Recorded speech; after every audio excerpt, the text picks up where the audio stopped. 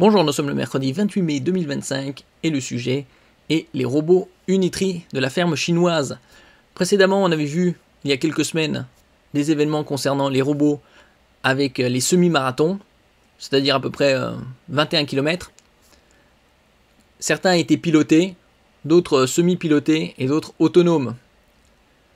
Il y a d'autres événements également où ils ont montré la stabilité, la rapidité et la fluidité de leurs robots avec des mouvements d'arts martiaux. Tout comme l'intelligence artificielle, les deux vont finir par se rejoindre. Les robots humanoïdes progressent à pas de géant depuis quelques trimestres. Surtout depuis ces 3-4 dernières années, on a vu des progrès fulgurants, bien plus impressionnants que ces 10-15 dernières années. Tout au moins au plan mécanique et strictement hardware. Unitree, l'un des leaders chinois du secteur, ne cesse de multiplier les événements autour de ses machines. Exhibition de mouvements de gym, semi-marathon, et donc là désormais un combat de boxe. On verra quelques images. Le week-end dernier, Unitree a organisé des combats de boxe opposant des robots Unitree G1, 1m30 pour 35 kg, c'est-à-dire à peu près la taille et le poids d'un enfant de 10 ans. Semi-contrôlés à distance par un opérateur humain, certains mouvements étaient gérés par l'intelligence artificielle en contexte. Ces combats se sont avérés impressionnants, grande stabilité motrice, facilité à se relever, fluidité et rapidité des mouvements, et aussi très drôle. Les coups ratés, l'attitude un peu hésitante, et la drôlerie de certaines chutes ont transformé cet événement très geek en un spectacle finalement assez plaisant à voir. Donc ici on va voir de quoi. Qu'est-ce que ça donne ?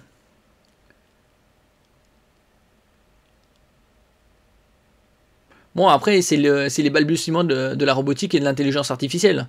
On est qu'au tout début. D'ici 2 ans, ce ne sera pas étonnant de voir un combat 100% autonome. Bien plus fluide. Peut-être un jour, on aura même des combats de catch. Après, ça, le catch, ça va être un peu plus compliqué.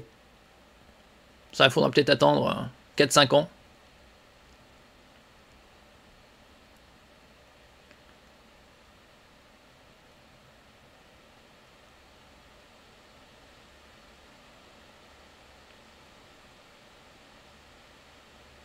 On va accélérer un peu. Après, c'est toujours plus ou moins pareil. Hein.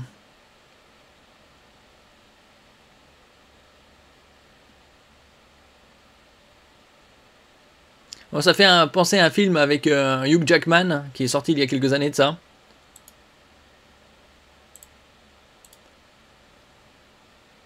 A noter que de combat en combat, les G1 s'amélioreraient grâce au machine learning.